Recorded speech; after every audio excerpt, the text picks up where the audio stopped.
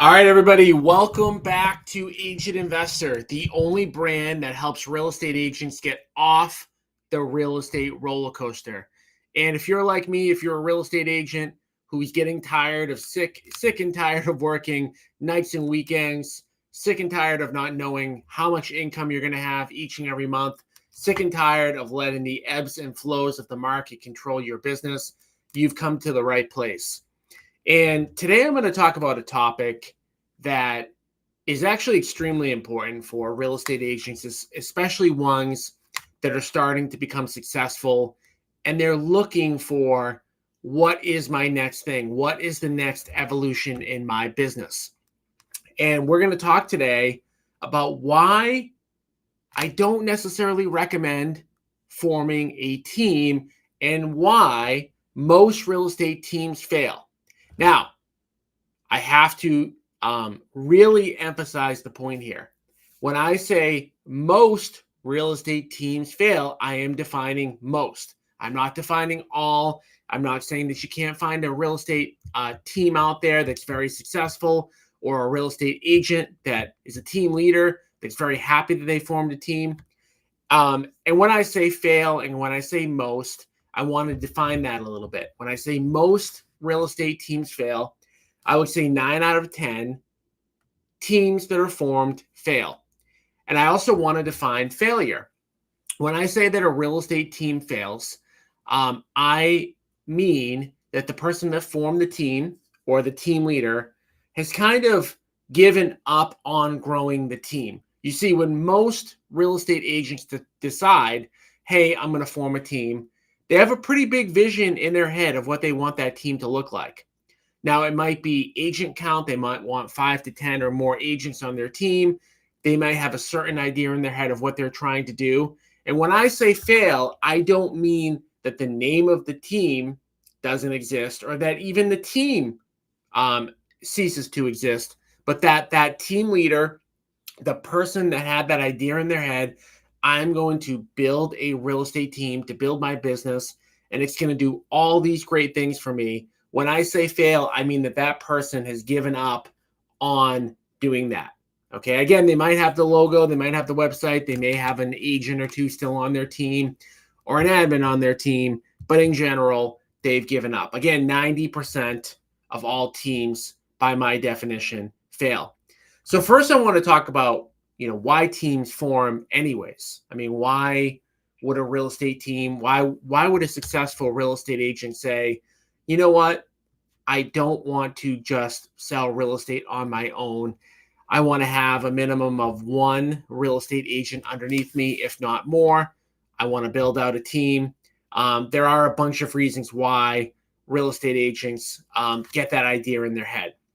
So first and foremost, one of the reasons why real estate agents get the idea in their head that they need to build a team is simply because they want to continue growing. Right? As a real estate agent myself, as somebody who has grown my own real estate business myself, my own sales business myself, in a lot of cases, you get to kind of like a point where you're maxed out yourself, where you're selling, a certain amount of homes, and maybe you've sold that certain number of homes, year over year for a couple years in a row, 2, 3, 4 years in a row. And you say, oh, I've kind of hit a ceiling. So maybe forming a team will help me get there. Another reason why teams can be formed is that real estate agents get sick and tired of working nights and weekends and, working with clients that maybe they don't want to work with anymore.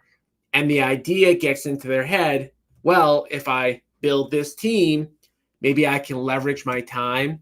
Maybe I can have, somebody on my team who works my open houses or does showings for me or allows me to hand them off, clients in areas maybe I don't want to go or buyers that I'm maybe not wanting to work with anymore. Another reason, yet another reason why real estate agents who start to become successful, build teams is because they want to have a business. When I say that, I don't mean that, a solo agent doesn't have a business, because they do. But when I say that a lot of agents who become successful want to own a business, They want something that kind of operates and works without them having to actually do all the heavy lifting, without them having to go on all the listing appointments and buyer appointments and the showings and the open houses, etc. And again, like I stated in the very beginning part of this discussion, there are real estate teams and real estate team leaders that have achieved that. There are real estate team leaders who have formed teams that have made more money by forming a team. There are real estate team leaders that have formed teams that have allowed them to grow a business, leverage out their time, and have much more of a business per se than a solo agent. But again, that is by easily 10% or less of all real estate teams that form. And again, this is coming from a perspective of a broker owner, which I am, of over 400 agents in the New England area, and also studying teams, right? Because we don't just, look at what our own agents are doing. We also look at what's going on in the industry. We also notice when an agent who maybe we're trying to recruit to come over to our brokerage forms a team. And I've been doing this for almost 20 years, so we kind of see the evolution of how things happen. And we've also had countless recruiting appointments where we talk to somebody who is thinking about starting a team. So we know the motivation. We've also had countless recruiting meetings where we've talked to agents who have had teams for a while. And they've told us the pluses and the minuses and whether they're still trying to build that team or not. Okay. So the thought of, wanting to build a team is not a bad thing. The actual origins of it, of realizing that, hey, maybe I don't always want to work nights and weekends. Maybe I do want to build a business that doesn't just rely on myself. Maybe I do want to make more money. Maybe I do want to teach and train people. Those are all really, really good thoughts. So the thoughts themselves about why somebody would want to build a team make a whole heck of a lot of sense. However, why 90% or more teams fail is generally not because of the person who forms the team, although it can be their fault.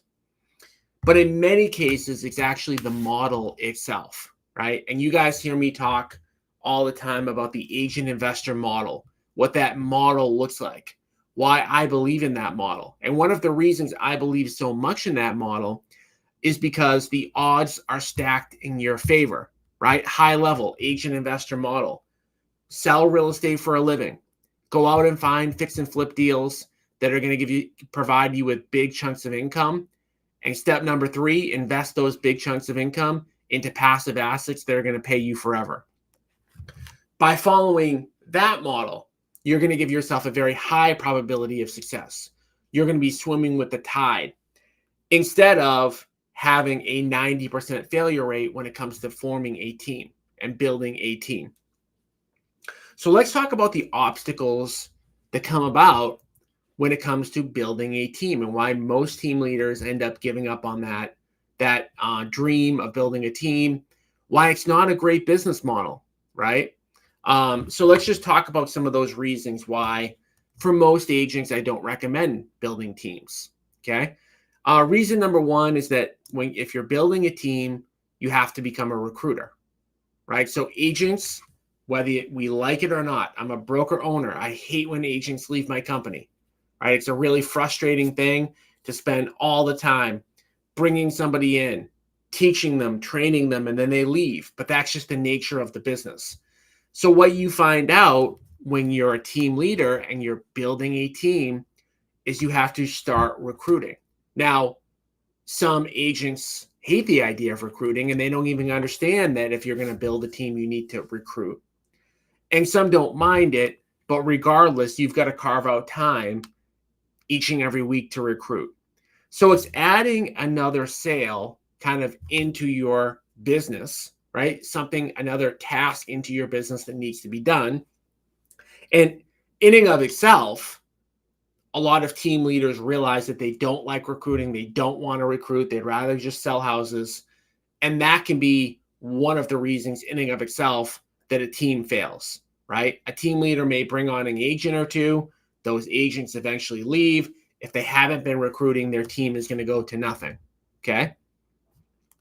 The second reason why teams fail, like why the model itself generally doesn't work, is because if you actually think about like why agents leave, it makes a lot of sense as to why, once you spend all that time recruiting an agent into your team, why that agent would actually leave, right? So let's think about kind of like why most agents would even join a team.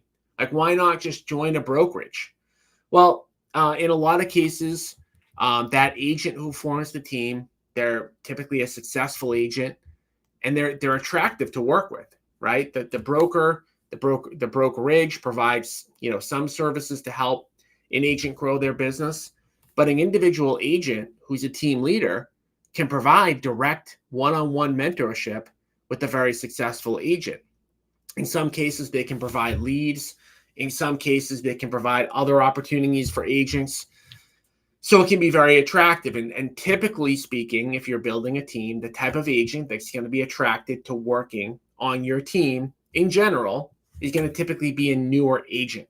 Okay, so you're a newer agent and you join a team, you're going to get less of a split. By definition, you have to get less of a split than if you're going to work just at a brokerage. So you're taking a little bit of a pay cut. But the thought is that by working with a successful agent, that you're going to build your business.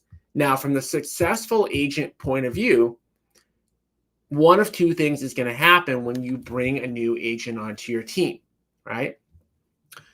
Either option A, you bring the new agent onto your team and they never sell a house. And you took time to recruit them. You took time to mentor them. You took time to bring them to your open houses. You took time to train them.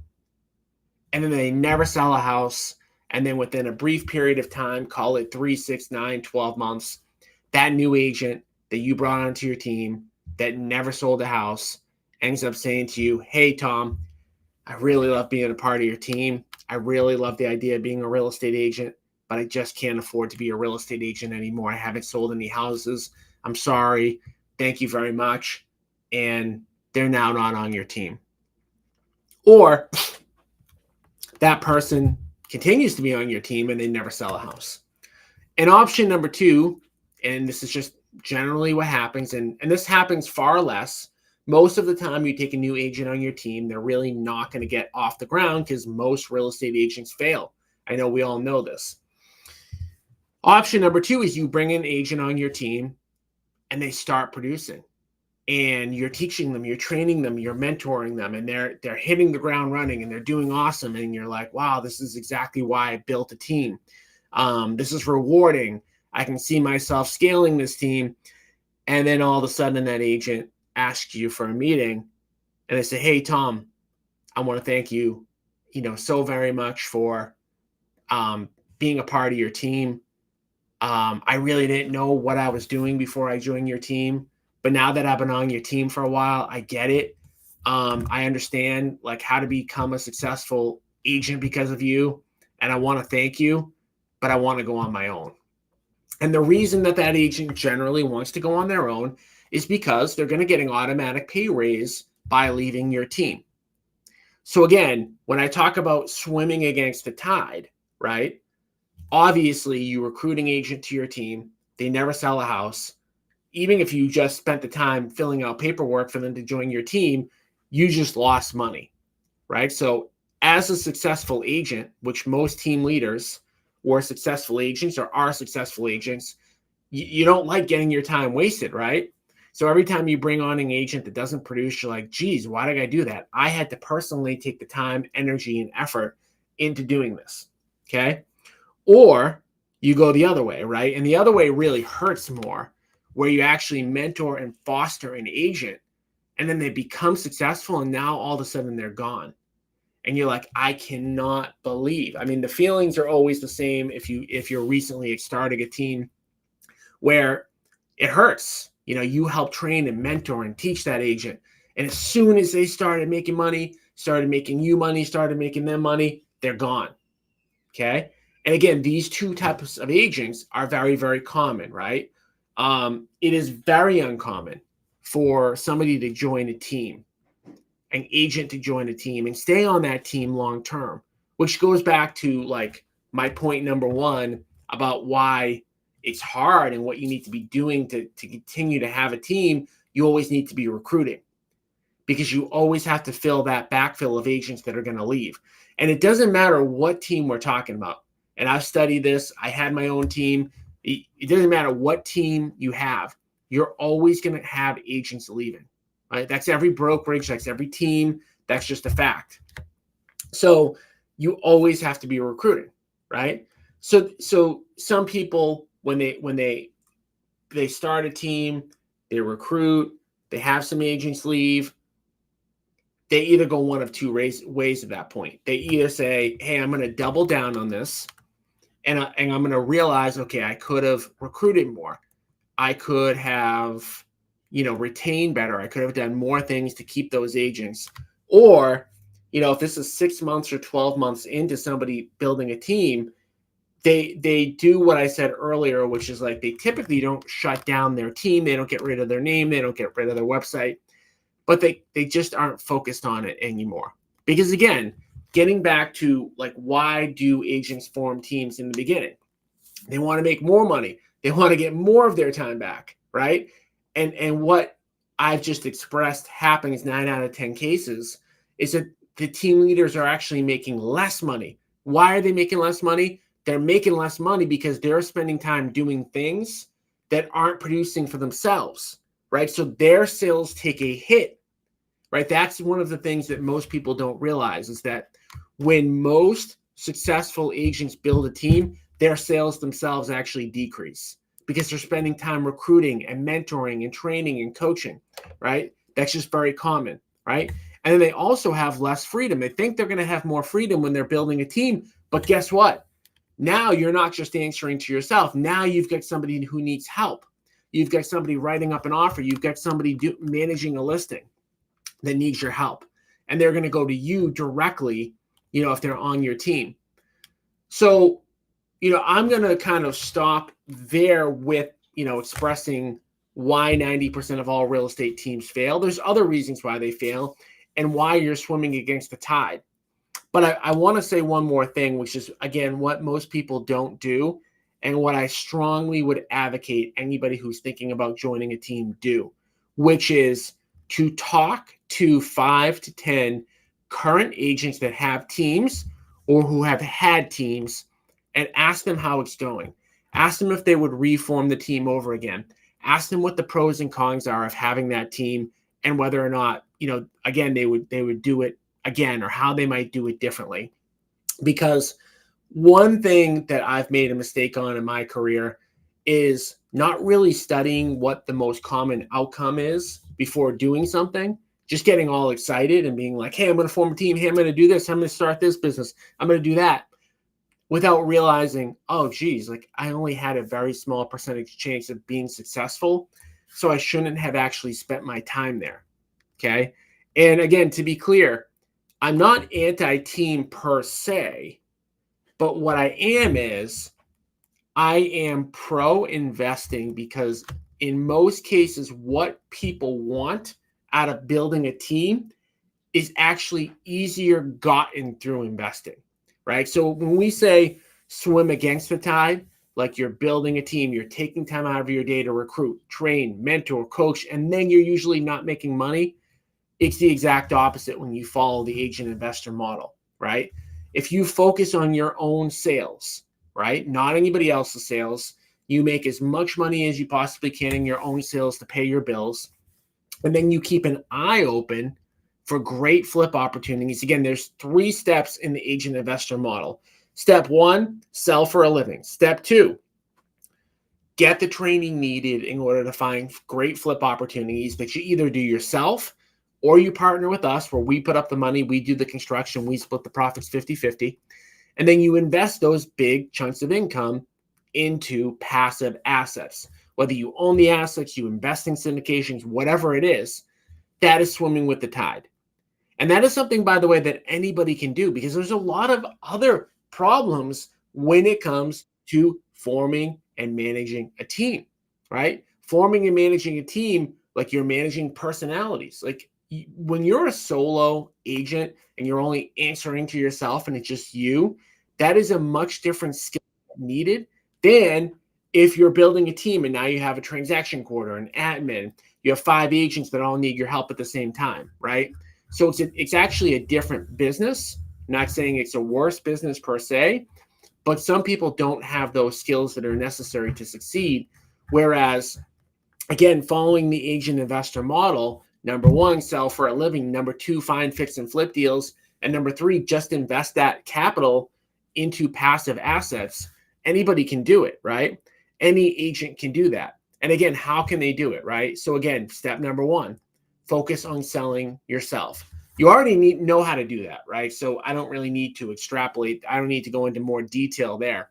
Step number two, get the training necessary in order to find fix and flip opportunities. Some of you are already going to find fix and flip opportunities by accident. Some of you might need training, or you definitely would benefit from training, even if you already get opportunities. If you're interested in getting that free training, go to www.partnerwithagentinvestor.com. Every week, I host a live session that teaches agents about our agent investor partnership opportunities, how to find those deals. And it's really going to give you guys what you need in order to follow step number two. And then step number three is once you get that big chunk of income. Again, our average partnership deal to date makes about $80,000, which means we're cutting checks on average for $40,000 to real estate agents that refer us a deal. Once you get that $40,000, you can do whatever you want with it. But again, if we're talking about like how to solve these problems that real estate agents have, you can either choose to buy an asset, use that money as a down payment, or invest in other people's syndications like ours and earn passive income each and every month, earn $500 or $600 or $700 a month, which is what you would earn if you invested passively with us or somebody like us. Okay. So again, let's go back to kind of like the root of the problem, the idea that people get in their heads, etc. When real estate agents start to become successful and they start to make money, they're thinking, how do I make more money? How do I get out of the day-to-day in my business? How do I scale? All that stuff. Those are great thoughts to have. And my whole thing that I'm talking about today is that in general, in most cases, building a team won't get you there. And in 9 out of 10 cases, most agents who have those ideas in their head want to make more money. I want to scale. I want to have more time. I don't want to work weekends anymore. I don't want to work with bad clients anymore, which are all like normal thoughts to have.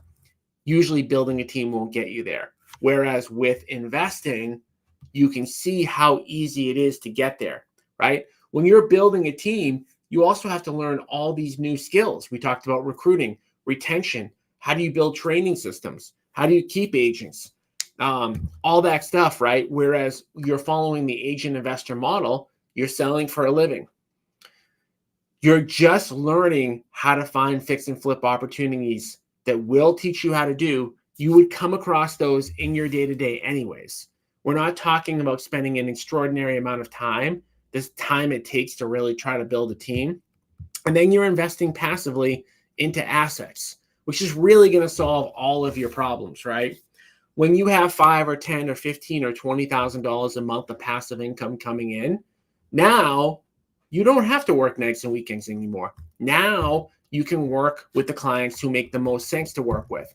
Now you're not worrying about what's going on in the market, right? So again, happy to kind of like always talk about, what my experience has been with building teams myself. I put a lot of time, effort, and energy into it myself.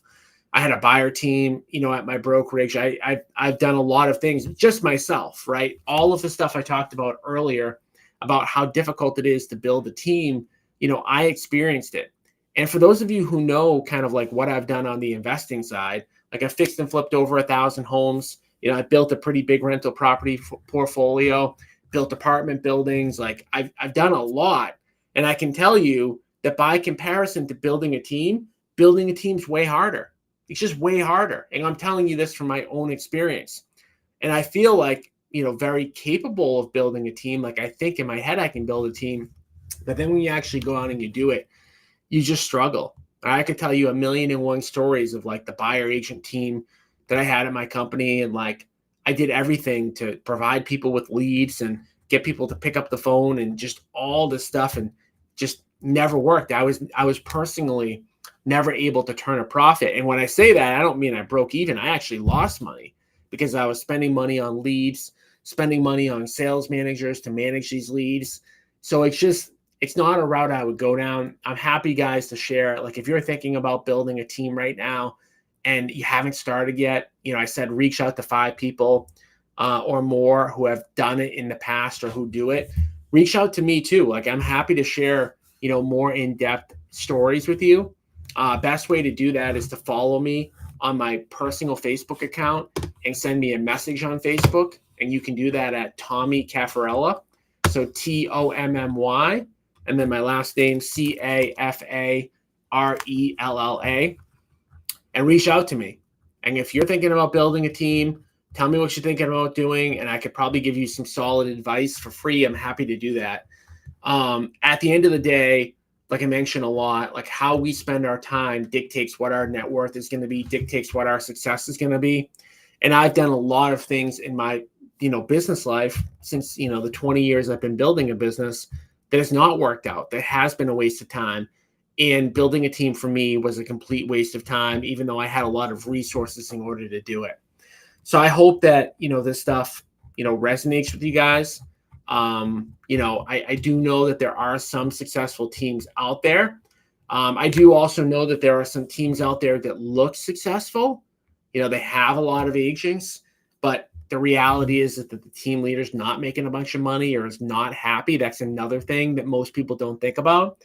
They look and they see a photo with a ton of agents in it, and they're like, wow, that team is successful. Well, don't automatically assume that that's the case.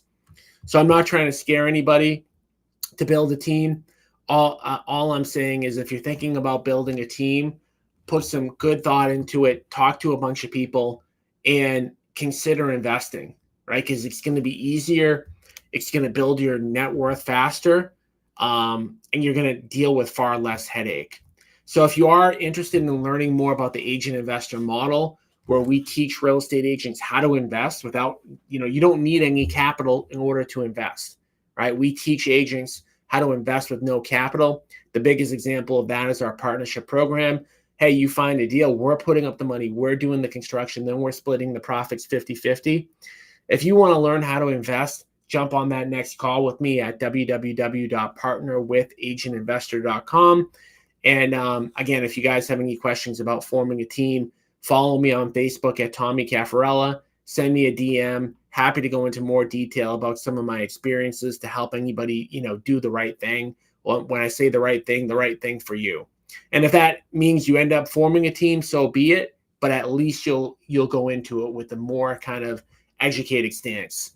So I hope that this was valuable for you guys. The reason I did it is because I see a lot of people forming teams, and I kind of know typically how it's going to go, and just wanted to put this out there to help some people. All right, guys, thank you. Again, jump on my next call at www.partnerwithagent